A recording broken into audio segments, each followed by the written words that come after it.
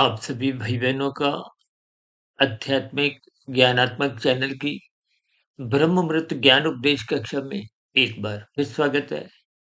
आज की चर्चा का विषय है बुद्धि रूपी बल्ब निरंतर जलाए रखो। देखिए ये शब्द एक अर्थ रूप में, एक भावार्थ रूप में जब तक आपके हमारे जीवन का एक महत्वपूर्ण हिस्सा नहीं बन जाते। देखिए महत्वपूर्ण हिस्सा मैं इसलिए कह रहा हूँ क्योंकि जैसे ही देखिए कोई भी मनुष्य है, जब सोने के बाद वो उठता है, तो सर्वप्रथम सभी मनुष्यों का एक बुद्धि का बल्ब ऑन हो जाता है। सर्वप्रथम आपको हमें अपने शरीर का एक भास होने लगता है। हम कहाँ सोए हैं, अब हमें क्या उठकर अपनी क्रियाएँ करनी हैं। यानी कि विभिन्न स्थितियों में आपके भीतर में एक विचारों का सिलसिला आरंभ हो जाता है। देखिए, ये बहुत ही सरल स्थितियों में मैं आज की इस बुद्धि तत्व को हालाँकि देखिए बुद्धि के साथ-साथ मन की स्थितियाँ लगभग साथ-साथ ही चलती हैं और फिर मन के साथ-साथ फिर मन देखिए आपके हमारे स्थूल शरीर की ज्ञानेंद्रियों को, कर्मेंद्रियों को या यूँ को कि आपके हमारे शरीर का संचालन करना आरंभ कर देता है। देखिए, इन सभी स्थितियों को लगभग हम प्रतिदिन कहीं न कहीं कुछ न कुछ समझाते रहते हैं। लेकिन फिर भी देखिए जैसा-जैसा कुछ हमारा वीडियो का नाम होता है, तो उस रखे गए नाम के अंतर्गत ही कुछ विशेष स्थितियाँ हमारे मन बुद्धि के स्तर पर विचारों का सिलसिला कहो, शब्दों का एक प्रवाह कहो, वो एक गति पकड़ने लगता है। वो एक दिशा पकड़ लेता है और हम तो बार-बार कहते हैं कि अपने बुद्धि रूपी बल्ब को सदा जलाए रखो। हालाँकि देखिए परमात्मा ने तो सबको ही ये जलता हुआ बुद्धि रूपी बल्ब दिया है। देखिए मनुष्य से नीचे की योनियों के तो बुद्धि के बल्ब थोड़ा क्रमशः योनियों के अनुसार है। अब जितना देखिए पशुओं का बुद्धि रूपी बल्ब जला होता है, उतना तो पक्षियों का नहीं होता। अब जितना पक्षियों का जला हुआ है, उतना कीड़े-मकोड़ों का नहीं होता। अब कीड़े-मकोड़ों से फिर और नीचे जाओ तो वनस्पति की स्थिति है। देखिए परमात्मा ने नीचे की जोनियों को क्रमशः उतनी ही बुद्धि दी है कि उनका गुजर-बसर हो सके। नीचे की जोनियों का कोई विशेष महत्व नहीं है। भले ही देखिए वनस्पति जोनि जो एक अंतिम जोनियाँ है। वनस्पति जोनि तो देखिए चल फिर भी नहीं सकती। अब कीड़े-मकोड़े, रेंगने वाले जीव, मच्छर, पक्षी, पशु तो अलग-अलग स्थितियों में आप देखते ही हो। अभी कुछ दिन पहले हमने एक स्थावर जंगम के ऊपर भी कुछ वीडियो रखा था ना, क्योंकि वृक्ष या वनस्पति जोनियाँ जो कि 20 लाख है, शेष सभी जोनियाँ देखिए संगम है, वो चल फिर करती है, वो स्थायी है, वनस्पति जोनियाँ, वो चल फिर नहीं सकती। इसलिए तो वनस्पति देखिए आपके हमारे जीवन का एक आहार शास्त्रों में बताया गया। जबकि ये जो जो मनुष्य देखिए मांसाहार भोजन का अंडा, मांस या और भी देखिए कुछ निंदनीय पदार्थों का सेवन करते हैं।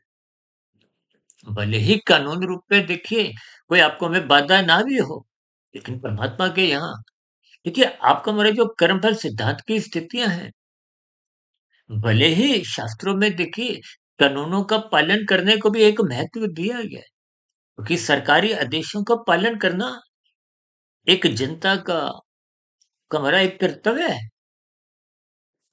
लेकिन यहाँ शास्त्रों की बात आती है, वहाँ हमें शास्त्रों का एक विशेष स्तर पर एक तर्कपूर्वक जैसे शास्त्र मना करते हैं अंडा मांस मत खाओ, अन्य जीव की हिंसा मत करो, लेकिन कानून मना नहीं करता। तो फिर ऐसी स्थितियों में आपको हमें शास्त्रों की बात माननी चाहिए। उन कानून में जो-जो छूट मिल भी गई है, इसी कारणवश भी उनको आपको हमें एक हटा देना चाहिए अपने जीवन से। देखिए, ये बहुत ही सरल स्थितियाँ हैं, क्योंकि आपको हमें परमात्मा ने विकसित बुद्धि दी है। अब कोई भी मनुष्य देखिए जैसे ही उठता है, देखिए चाहे कोई ब्रह्म मुहूर्त में उठता है, कोई दिन में देखिए उठता है, शाम को कभी भी देखिए, आजकल को कुछ व्यवसाय की स्थितियाँ ऐसी बन गई हैं, कोई रात की ड्यूटी करके आ रहा है, हम लोग देखिए साधारण परिस्थितियों में कहते रहते हैं कि ब्रह्म मुहूर्त में उठो, रात को मरणात्मक स्थितियों से बचो, ताकि हमारा मिला हुआ जीवन में सत्व गुण का अधिक से अधिक संग हो। देखिए हम बार-बार कहते हैं, शास्त्र बार-बार कहते हैं, सत्संग करो, सत्संग करो। और शास्त्र तो यहाँ तक कहते हैं, जो मनुष्य सत्संग नहीं करता उसमें पशु वृत्तियाँ पनपने लगती हैं, जगने लगती हैं, नाचने लगती हैं। देखिए स्थितियों के आप एक वजन देखिए, देखिए 4 पुरुषार्थ आपके हमारे शास्त्रों में समझाए गए। धर्म, अर्थ, काम, मोक्ष। और प्रकृति के 3 गुणों की हम लगभग चर्चाएँ करते रहते हैं। क्योंकि जब तक आप प्रकृति के 3 गुणों की रहस्यमय स्थितियों को, उनके यथार्थ ज्ञान को समझते नहीं, तो फिर आपके हमारे जीवन में देखिए कोई सात्विक स्थितियाँ तो फिर बन ही नहीं पाती। मनुष्य योनि भले ही एक राजसी योनि साधारण स्तर पर बोल दी जाती है। आपको मैं देखिए रजोगुण से आगे सतोगुण बढ़ाना है। शास्त्रों में जो विभिन्न प्रकार के कर्म कांड रचे गए हैं, वो पशुओं के लिए नहीं है, पक्षियों के लिए नहीं है, कीड़े-मकोड़े, वनस्पतियों के लिए नहीं है, वो आपके हमारे जीवन की है। क्योंकि मनुष्य योनि कर्म योनि है, साधना योनि का एक अवसर है। साधना का अभिप्राय ये जन्म-मरण की स्थितियों को जब आपने कमज़ोर करना है, या यूँ कहो कि परमात्मा ने देखिए आपको में ये मनुष्य योनि का जो अवसर दिया है, आप इसको अंतिम जन्म भी बना सकते हो। देखिए यदि हम साधना करते-करते कर्म योग, ज्ञान योग, भक्ति योग की स्थितियों में परिपक्व स्थिति में, पूर्ण स्थिति में पहुँच जाते हैं। देखिए स्थूल शरीर के रहते-रहते यदि कारण शरीर शत प्रतिशत शुद्ध हो जाता है, तो फिर कारण समाप्त हो जाता है। शुद्ध हो गया, बाध्यता रही नहीं, ज्ञानता की स्थितियाँ, कर्माशय संस्कारों की स्थितियाँ। देखिए कर्माशय भले ही पड़ा रहे, जब संस्कार देखिए बिना संस्कारों के तो कर्माशय एक अपनी स्थितियाँ दिखा नहीं पाता। उनका जो वेग है, बिना संस्कारों के वो अपना प्रभाव दिखा नहीं सकते। इसलिए शास्त्रों में कहा गया है, शुभ संस्कार बनाओ। ये योग की स्थितियाँ, कर्म योग, ज्ञान योग, भक्ति योग की स्थितियाँ तो तभी बन पाती है ना जब आप बुद्धि रूपी बलम में विवेक शक्ति जगाते हो। कि साधारण स्तर पे बुद्धि ऑन का मतलब इतना ही है कि आपको सही गलत की पहचान हो। मन के ऊपर नियंत्रण रखो। देखिए मन का बॉस कौन है? बुद्धि। और बुद्धि यदि पढ़ी लिखी नहीं है, देखिए पढ़ी लिखी बुद्धि को खुराक चाहिए किसकी? सत्संग की। गुरु के प्रवचनों को यदि बुद्धि सुनती है श्रद्धा पूर्वक,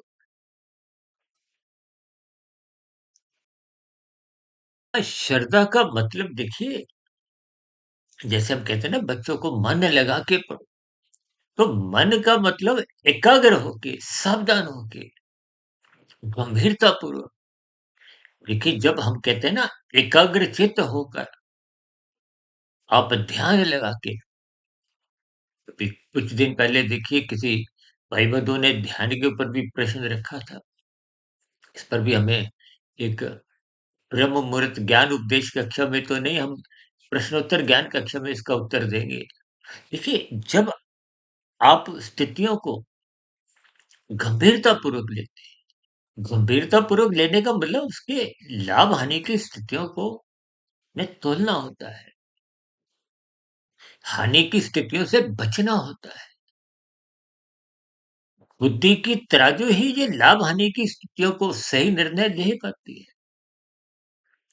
मन देखिए एक राशि स्थितियों में, विषय भोगों की स्थितियों में फिसल जाता है।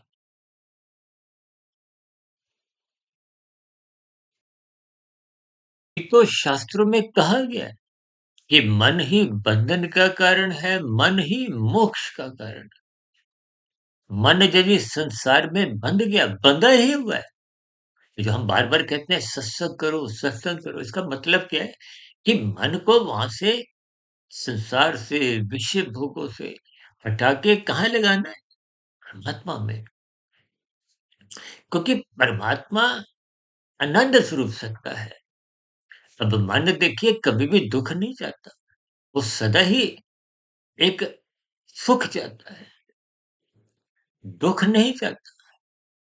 आप पर हम देखिए कोई भी दुःख परिस्थिति से गुजरना नहीं चाहते, सुख चाहते हैं और सुख हम ढूंढते हैं संसार में, जबकि संसार माया का है, प्रकृति का है, पदार्थों का है।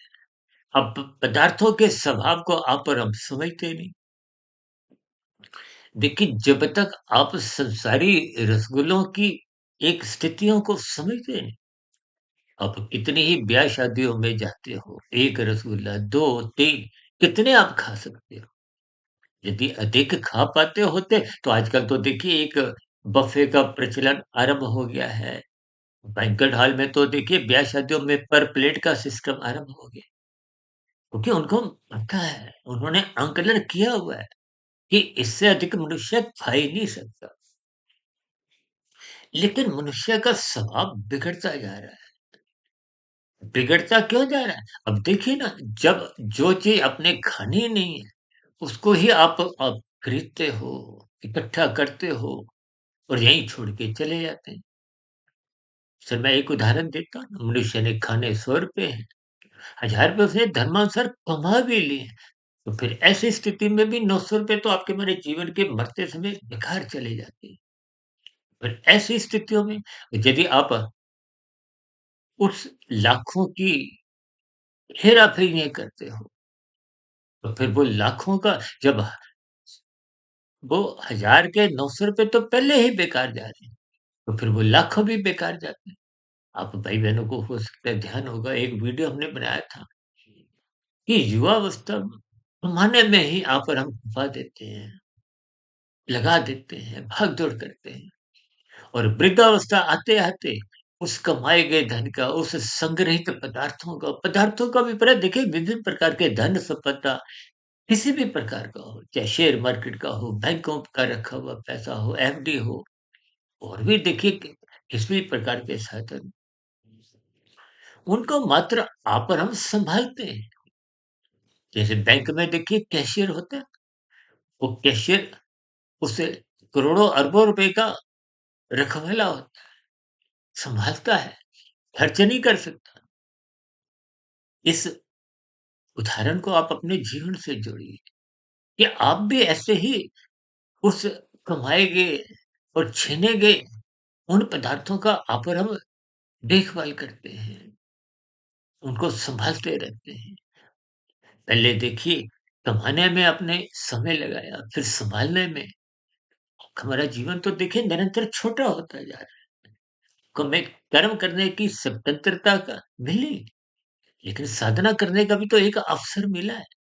जब आपने अपने कर्म करने की स्वतंत्रता का भी दुरुपयोग किया, लेकिन जब आप नीतिगत कार्यों से कानून का उल्लंघन करते हो, तो आपके हमारे चालान कटते हैं, आपको हमें दंड मिलता है, पकड़े जाने पे। तो यदि आप और हम पकड़े ही नहीं जाते, तो आप समझते हो कि हम बच गए। देखिए परमात्मा की व्यवस्था में आप कानून का उल्लंघन करने पे भी जहाँ-जहाँ बच भी जाते हो, तो परमात्मा की प्रकृति आपको पकड़ लेती है। आप लाल बत्ती पे भागते हुए यदि नहीं भी पकड़े गए, आप चालान से बच भी जाओ, तो परमात्मा के यहाँ प्रकृति की व्यवस्था में आपका हमारा चालान उसी क्षण कट जाता है। इस बात को हम विभिन्न उदाहरणों द्वारा समझाते आए हैं और किसी कारणवश यदि जैसे आप आयकर रिटर्न भरते हो, आपने अधिक आयकर जमा कर दिए, तो आपको रिफंड मिल जाता है। ठीक इसी तरह प्रकृति की व्यवस्था में भी आपको में रिफंड भी मिलते हैं। यानी कि भौतिक स्थिति में कहीं आपके साथ कुछ अन्याय होता है, परमात्मा की व्यवस्था में क्षतिपूर्ति सिद्धांत के अंतर्गत उसकी भरपाई भी की जाती है। हम तो बार-बार देखिए कर्मफल सिद्धांत की स्थितियों पर समझाते रहते हैं। कर्म पहले होगा, फल बाद में आएगा और ये एक अटल स्थिति है, सिद्धांत है। इसमें किंतु-परंतु का तो कुछ मतलब ही नहीं। देखिए, संसद में, विधानसभा में अक्सर कुछ न कुछ कानूनों पे संशोधन होते हैं। क्यों? क्योंकि वो अपूर्ण होते हैं। कहीं कहेंगे देखिए कुछ न कुछ उसका कुछ दुरुपयोग हो जाता है, अपराधी बच जाते हैं, तो कानून में संशोधन करना होता है। लेकिन प्रकृति की व्यवस्था में आज तक कोई भी मनुष्य बच नहीं पाया। बच पाया होता तो मनुष्य से नीचे की जो 80 लाख प्रकार की निंदनीय तामसी योनियाँ हैं, ये फिर इनका अस्तित्व ही नहीं होता। देखिए मनुष्य अपने जीवन में बुद्धि रूपी बल्ब को ऑन नहीं करता, इसलिए तो वो मन मनमर्जी करता है। देखिए जब आप मनपसंद स्थितियों में रहते हो, उनको आप राशि स्थितियाँ समझो। जब आप अपनी मनमर्जी चलाते हो, अब दुर्योधन ने भी तो देखिए मनमर्जी की स्थितियों में युद्ध की स्थिति स्वयं ही बनाई और परिणाम आप और हम जानते हैं। इसीलिए हमें बुद्धि रूपी बल्ब को निरंतर शस्त्र रूपी खुराक देते रहना, ताकि बुद्धि रूपी जो एक बल्ब है, वो निरंतर जगता रहे। निरंतर जगने से ही उसमें विवेक शक्ति जगती है। विवेक शक्ति जगने से ही आपको में शास्त्रों का ज्ञान विज्ञान प्रकृति के 3 गुण हम तो बार-बार कहते हैं तमोगुण से अच्छा रजोगुण है, रजोगुण से अच्छा सत्वगुण है। लेकिन तमोगुण को पदार्थों से, रजोगुण को क्रिया से, सत्वगुण को ज्ञान से जोड़ा जाता है। और शास्त्र तो स्पष्ट शब्दों में ही कहते हैं कि तमोगुण, रजोगुण बंधनदायक हैं, बांधते हैं।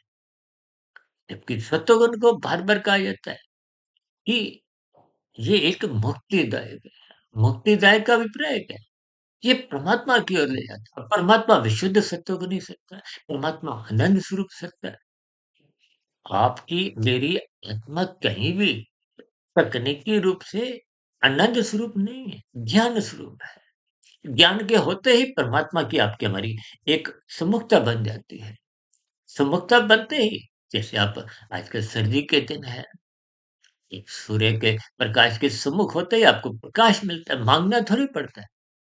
ठीक इसी तरह जब आप अपने मूल स्वरूप स्थिति आत्मा के प्रकाश में, ज्ञान में लौट आते हो, तो परमात्मा की सम्मुखता बन जाती है। परमात्मा आनंद स्वरूप सत्ता है, हमें आनंद की झलकें मिलती हैं। जब ये पूर्ण रूप से आप और हम आत्मस्थित हो जाते हैं, मायातीत हो जाते हैं, तो फिर कार्यशील किसी भी प्रकार की कोई बाध्यता नहीं है। भौतिक जगत में बंधन लेने की। स्थूल शरीर सबके ही मरते हैं बिना प्रयासों के। कार्यशील समाप्त, फिर सूक्ष्म शरीर समाप्त, स्थूल शरीर के समाप्त होते ही तीनों शरीरों का बंधन समाप्त। तो हमारा मिला हुआ ये जन्म, अंतिम जन्म बन फिर आप आध्यात्मिक शरीर की प्राप्ति कर मोक्ष की स्थिति, मायातीत की स्थिति, यानी कि आप और हम एक लंबे काल के लिए आनंदमय स्थिति में एक विचरण करते हैं। परमात्मा के सानिध्य में देखिए आप और हम तकनीकी रूप से आनंद स्वरूप बन नहीं जाते, लेकिन आपको में आनंद की झलकें मिलती हैं। आनंदमय जीवन आप और हम बिताते हैं। लेकिन ये तभी संभव है जब आप बुद्धि रूपी बल्ब को सदा ऑन रखिए। ऑन का मतलब उसमें विवेक शक्ति जगाइए। विवेक शक्ति जगने पे फिर ये मन किसी भी गलत हरकत में, विषय भोगों की आसक्ति में गिरने नहीं पाता। क्योंकि लगाम जैसे भगवान श्री कृष्ण जी ने गीता में कहा, 5 घोड़ों की लगाम भगवान जी श्री कृष्ण जी ने अपने हाथों में रखी। अपने हाथों का मतलब ये है कि गुरु के प्रवचनों को आदरपूर्वक सुनो, शास्त्रों का स्वाध्याय करो, ब्रह्म मुहूर्त में उठो। ये सभी स्थितियाँ कि हमारी बुद्धि रूपी बल में विवेक शक्ति जगाए रखती हैं। आत्मा से जोड़े रखती है। तो फिर संसारी स्थितियाँ, राशि स्थितियाँ, विषय भोगों की स्थितियाँ अमर्यादित तो हो ही नहीं पाती। जब रजोगुण अमर्यादित नहीं होता तो फिर मनुष्य का तमोगुण में गिरने का प्रश्न ही नहीं उठता। मनुष्य 100% अपने जीवन को अनुशासन में जीता है। कानूनों का भी 100% को पालन करता है। शास्त्र विहित कर्म ही करता है। यानी कि स्वयं की अवस्थाओं की पूर्ति के लिए कहते हैं ना, सादा जीवन उच्च विचार। ये सभी स्थितियां हमारे आध्यात्मिक उन्नति के दरवाजे खोलती हैं। यदि आप मिले हुए जीवन में मायातीत नहीं भी हो पाते तो भी हमारी आध्यात्मिक उन्नति के दरवाजे खुलने लगते हैं। आप सकाम भाव से अपने परोपकार के कार्य भी जो पहले कर रहे थे उनमें निष्कामता आ जाती है, कर्म योग की स्थिति बन जाती है। योग का मतलब ही आध्यात्मिक उन्नति से है, शुद्ध कमाई से है, कार्यश्री की एक शुभ स्थितियों से है। जब कार्यश्री जितने जितने अनुपात में शुद्ध हो जाता है तो आत्मा का जो एक प्रकाश ज्ञान जो कमजोर हो गया था, ढक गया था, वो अपनी मूल स्थिति में आता जाता है। इसलिए हम सभी भाई बहनों को अपनी बुद्धि रूपी बल्ब सदा ही ऑन रखना चाहिए। तो देखिए, हम जैसे ही उठते हैं तो आपका हमारा जो बुद्धि रूपी स्थिति बन जाती है। लेकिन मन उनके विषय भोगों में असक्त था और बुद्धि कमजोर थी, तो फिर मन ही अपनी मनमर्जी करता है।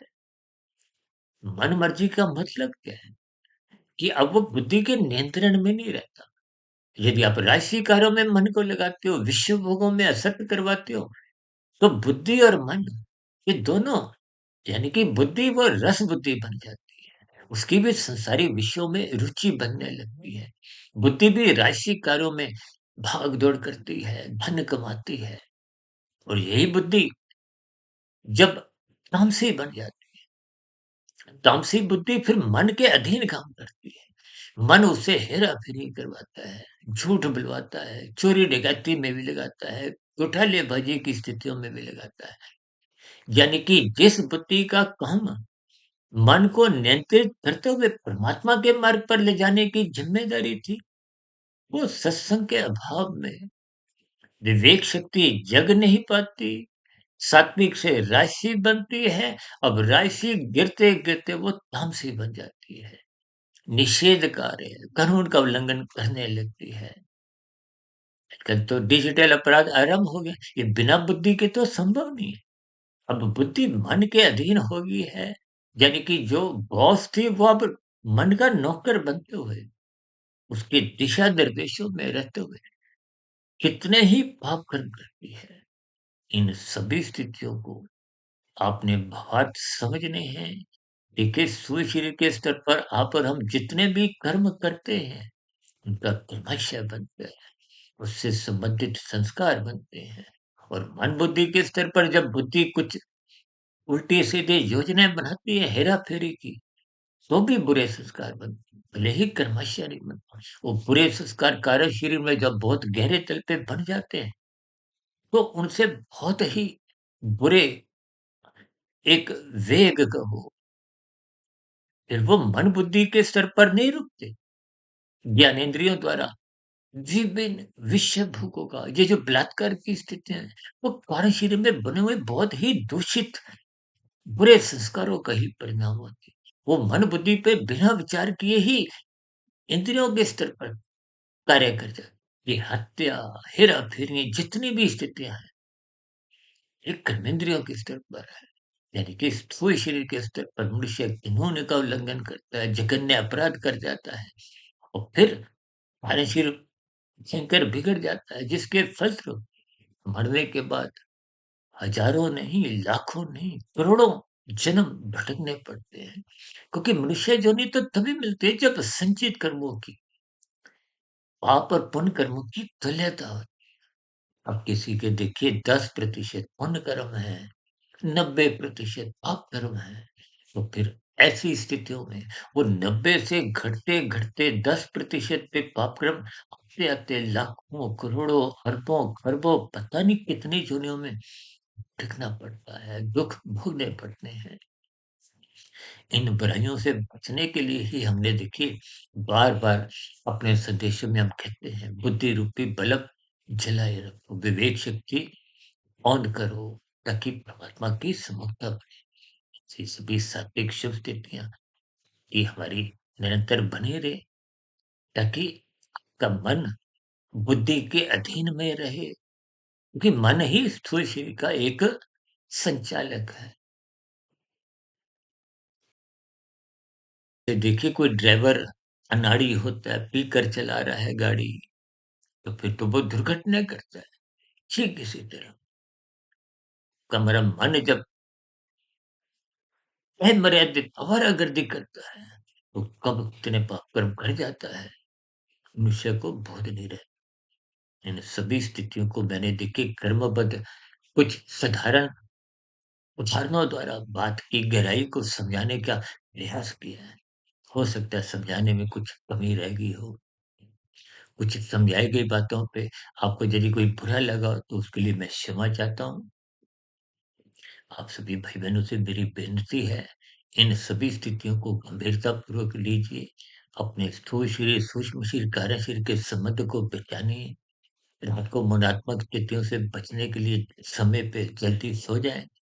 वे ब्रह्म मुहूर्त में उठें ताकि हमारा बुद्धि रूपी बल्ब निरंतर जगे, विवेक शक्ति जगे ताकि दिन में राजसी स्थितियाँ, संसारी स्थितियाँ आपको विचलित ना करने पाएँ। इन्हीं शुभकामनाओं के साथ चर्चा विशेष को यहीं विराम देते हैं। फिर मिलते हैं एक नए विषय को लेकर। तब तक आप अपने आध्यात्मिक मित्र सुधीर भाटिया फकीर को इजाज़त दें। फिर भी किसी प्रकार का आपका कोई प्रश्न हो, सुझाव हो, शिकायत तो आपके प्रश्नों का, सुझावों का और शिकायतों का नीचे दिए गए कमेंट्स बॉक्स पर या सर्व कल्याण वृक्ष की प्रश्नोत्तर ज्ञान कक्षा में सदा ही स्वागत है। इस चर्चा विशेष को ध्यानपूर्वक सुनने के लिए सभी भाई बहनों का बहुत बहुत धन्यवाद।